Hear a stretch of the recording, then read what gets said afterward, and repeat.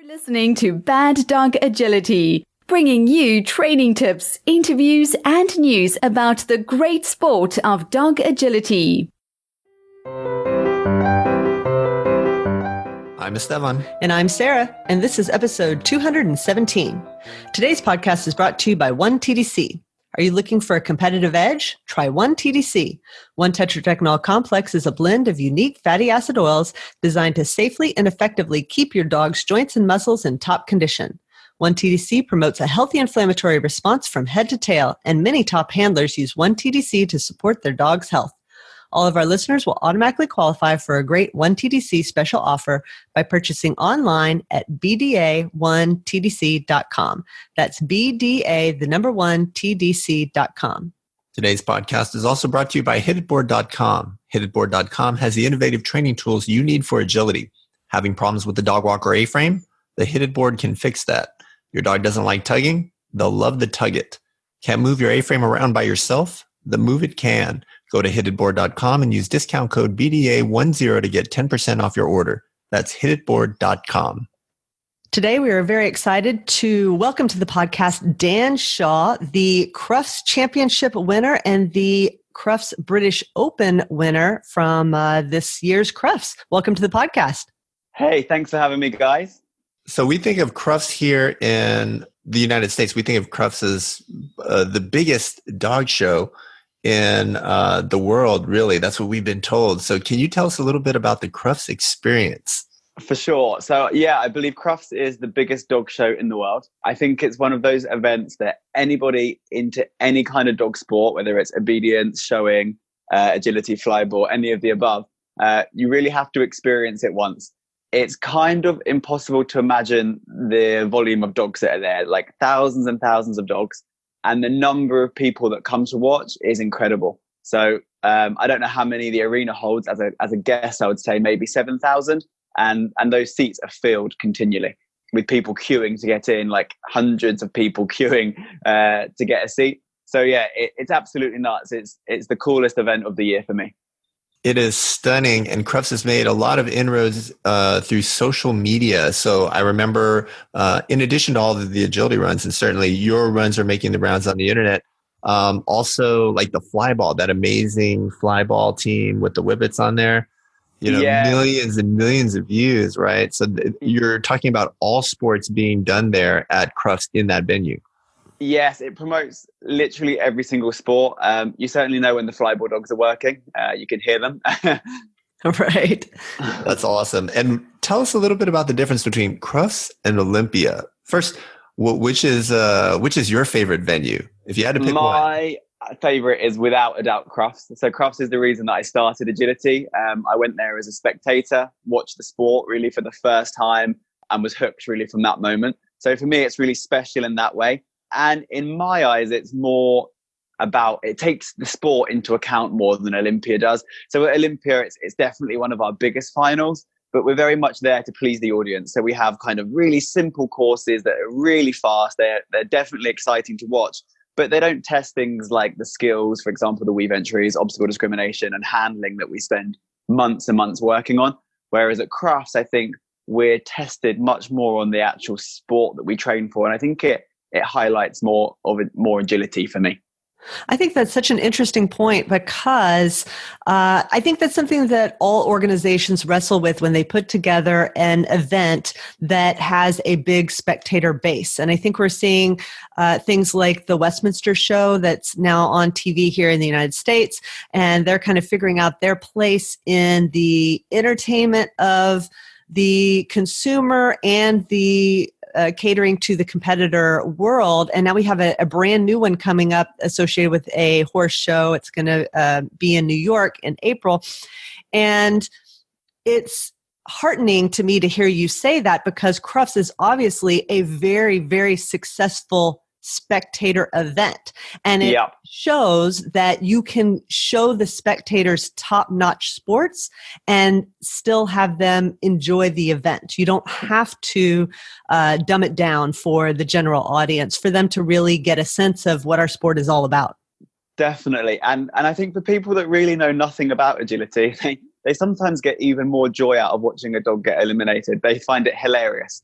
And I think, so I think, you know, it hasn't got to be the easiest course. People can still enjoy stuff when we're looking at tougher courses as well. Absolutely. Now, how do you compare that venue, the Crufts venue, to, say, the Agility World Championship? So I happen to know that you ran at that event last year. Congratulations. Yep. And how did Thank that go? You. So the World Champs was really, really cool. It was my first time competing at the event. And in a lot of ways, the events are really similar. So, for example, the surface is exactly the same. I would say at Crufts, you're performing in front of a bigger audience, but your audience is less agility targeted, if that makes sense. The arena at the World Championships is bigger. So the courses are normally faster than perhaps we get at Crufts. But in almost every other way, the events are really, really similar. Crufts is great preparation for the World Championships. Yeah, I think it's a big advantage in some ways for British handlers to have had that Crufts experience. Then when you get to the Agility World Championship, I don't know that it's that much of a bigger deal. But, you know, a lot of handlers, I think, throughout Europe, maybe don't get that experience. You know, they don't have that Crufts experience. And then when they show up at the World Championship, even though they go year after year, some of these people, they do talk a lot about nerves and not performing very well under pressure. Yeah, I think we're really lucky. We have Olympia, like you've mentioned, and Crufts. They're two huge finals. Both of them, you're performing in front of thousands and thousands of people. And that is invaluable experience for the World Champs. Awesome. Now, I wanted to ask you about your dog's name. So your dog's name is Geek. Right? Yes. What is your dog's registered name, and how did you come to call your dog Geek? And is Geek a boy or a girl? So Geek is a boy. His kennel club name is Agility Champion Come By and Away Redefined, and his pet name is Geek. So literally from the first time I picked him or saw him, and I think he was 5 weeks old, he literally did nothing wrong. So he was just desperate to please. And I kind of just saw him as that kid at school that was almost like asking for extra homework, enjoyed the extra time in the library. And that is just his character. Like, he's just a complete swat. So the name Geek kind of stuck. That's a great story. And I'm wondering, how old was Geek when you said, this is the right name for you? I think so. At 5 weeks, I was already thinking of this name for him because it just suited his character so much. So then when I went back at 8 weeks to collect him and he hadn't changed at all, it was stuck. That was the name he was going to have. That's so funny that you describe him that way, because when I watched your videos, one of the things that really struck me was how calm he seemed and how just on point everywhere. He's not frantic. He's not frantic. He's not fast in that frantic way. Even if you were pushing, he never had that look like, I got to catch up. I got to catch up. He was just like, got it. I know what you want. Okay, I'm going to do a turn here. I'm going to do a jump here. I'm going to do a contact here. All right, let's go. You know, just totally there the whole time. He takes his job very, very seriously. So when I was training him, I was kind of watching what for me made amazing dogs at the time. So like Lisa Frick's horse, and we had a dog called Scandal in England. And these dogs were just really calm, rational dogs. And before that, my dogs I'd maybe made a little bit more manic and a little bit more frantic, like you described. But actually, I think some of these dogs that are gaining the fastest times are so sensible and they take their job seriously. And because of that, they can use their body and they can use their brain so nicely on course. I think this is interesting because there was a time in agility, at least here in the United States, where people were really going after the manic dog. You know, I think we were confusing drive and enthusiasm with just these high arousal states. And we thought that's kind of what we needed, right? The crazy kind of dog. That's how you were going to get the best performance. And you needed to kind of shape and mold that dog. But I think now that there's been a move back toward looking at the moderate dogs. So if you have a litter that you really like, looking at those dogs that are not over the top and all crazy, but maybe those more moderate dogs. Yeah. I always, when I look at a litter now, I always want to go for that puppy that's kind of in the middle. It seems balanced. If you bring a toy out or something to interact with, the puppy's on that straight away. But when you stop, it's not still kind of ragging on its litter mates. It's then gone off and chilled by itself. They're the puppies I like. Right. Now, the two things that I really liked, and I watched your video. So you have a 10-minute compilation video that we'll put in the show notes so people can click on that and watch your runs as well. But great runs. And I like that you included everything. You know, there's some people out there who are still not putting all their runs out. You know, they only put the good ones, but they kind of You kind of don't put the other ones in there. And so you had your faulted runs in there as well. I like that. But the two things that really stuck out in my mind was the great turning. Like this dog just has a fantastic ability to turn and just as they're hitting the ground, doing like a full 180. They take off one way, and by the time they're taking that first and second stride, they're already going the other direction. And then the second thing was your great teeter. So let me start with the teeter. Yeah. How do you teach that? So that's kind of my passion. It's one of my favorite things to teach. I would say I've been really lucky, or I've worked hard, and all four of my agility dogs have exactly the same seesaw, or teeter as you guys call it. So I spend a lot of time building confidence. So it's one of my favorite things to teach in any aspect of the skills that I train, is that the dog can do them confidently. And with the seesaw, there's so many games that I play before the dog even sets foot on a seesaw. So for example, like I teach the dogs to slam a door shut so that they learn to control movement and sound. I teach them to go on a skateboard. I teach them to walk on a plank that wobbles. So the dog, by the time I start the actual seesaw training, is already really, really confident in controlling movement and sound, which if you have that, the rest of the seesaw journey is normally quite easy for me. I like that. We've talked in the past about how the seesaw is a behavior that you need to break down. Oh, by the way, I like that you call it seesaw. Because here in the United States, I think the majority of the United States calls it a teeter. Where we're from, we call it a seesaw. And I think we've run into other people and they're like, why are you calling it a seesaw? I'm like, there are entire countries that call it the seesaw, but let me get over that and just say that, dogs can have issues with the teeter in any number of spots. The sound, the bang can bother them. The motion can bother them. The height can bother them, right? And so a dog may have a problem with any one or more of these aspects. And I really like how you're breaking that down into little components and little games for the dogs. Yeah, it's fun. Now tell me about, actually, I did have one more follow-up question about the teeter. So in terms of teeter performance, did you teach, or do you want your dog coming down into a 2-on, 2-off stopped position and waiting for release, or are all 4 feet on the teeter when you release? So I teach 2-on, 2-off. I think there's a growing trend now for a 4-on, but I like the 2-on, 2-off because I think it's a super easy criteria to stick to. So with the 4-on, I think a lot of trainers fall into like a grey criteria area. Where exactly is it you want the feet? So sometimes you release the dog when the feet are 2 inches from the end of the seesaw, and sometimes they're half an inch. And I think sometimes those grey areas lead to slower performance. So I like the definite job of a 2-on, 2-off. So yeah, that's what my guys do. I like that. So now in the big competitions, and I have to admit, I was not slowing down the teeter, so I don't know. Are you waiting till they get into 2-on, 2-off, or as soon as they get in, and you think they're in, you're releasing, or do you not even use the release? The dog knows its job through the entirety of it? So we have qualifying runs at Crufts. So basically we have to go clear in the first 2 runs in order to make the final in the evening.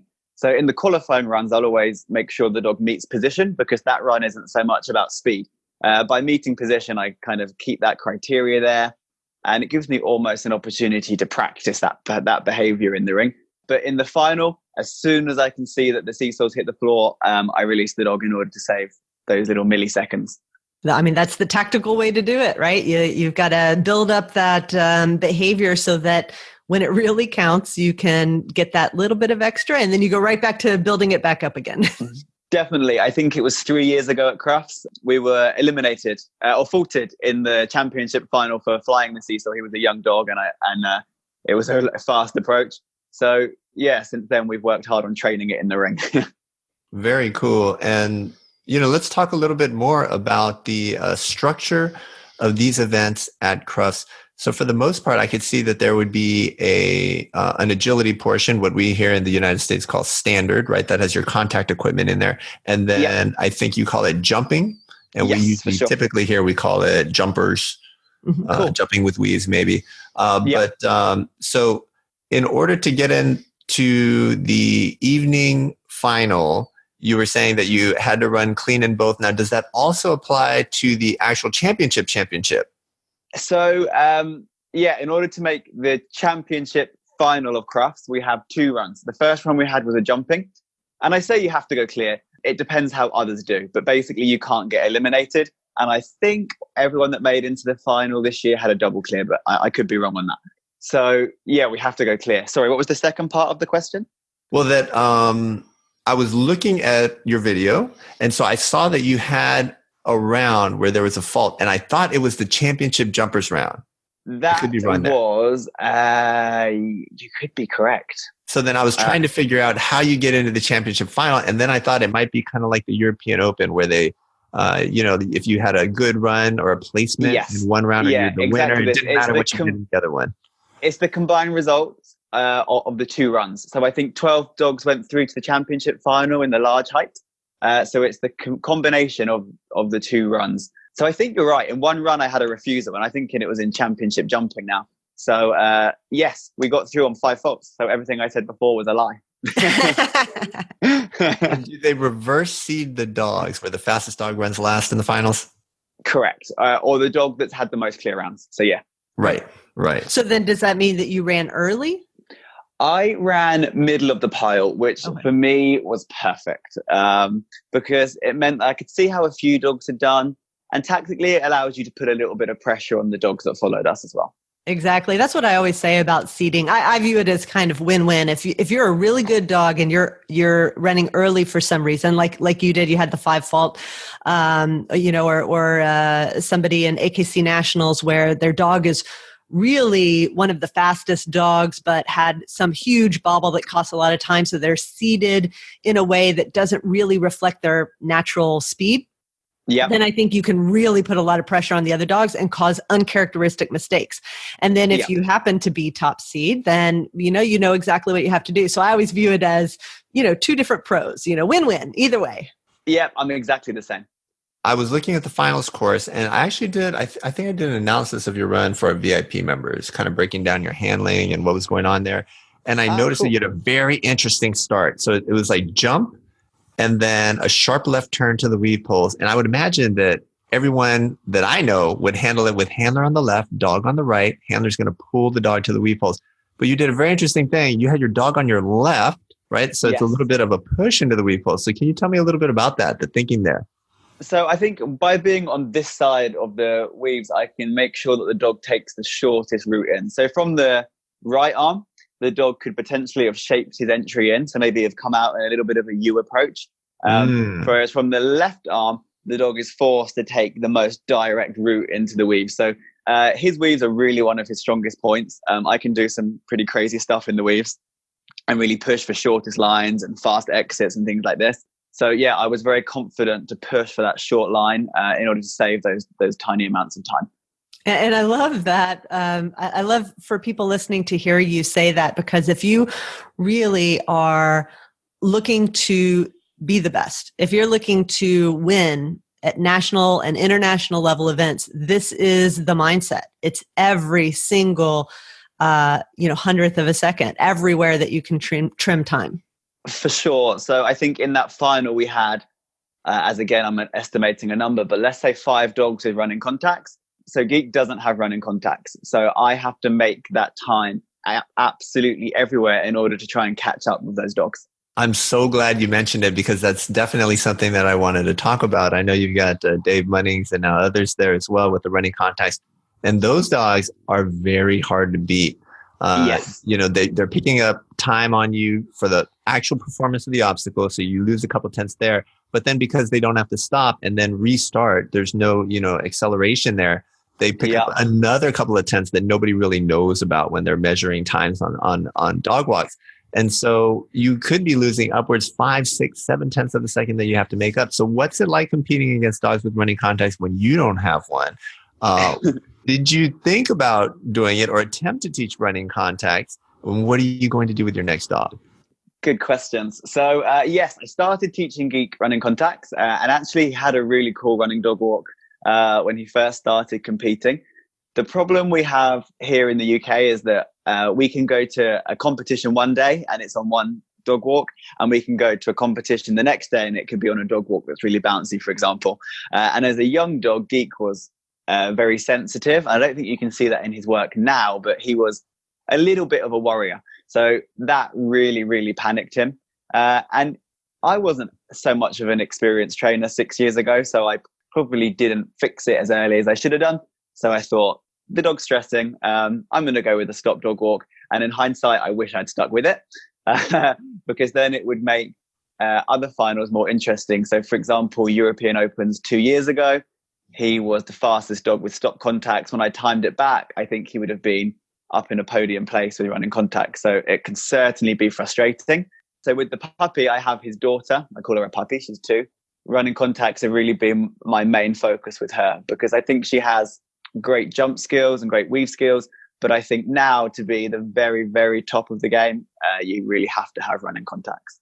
Now, are you also an instructor? Yes, I teach agility full time. Oh, okay. So I'm going to put you on the spot here and kind of circle back to the teeter. I was just thinking that for dogs that weigh less, yes. I'm talking about your Papillons and your very small Shelties and Poodles and so on.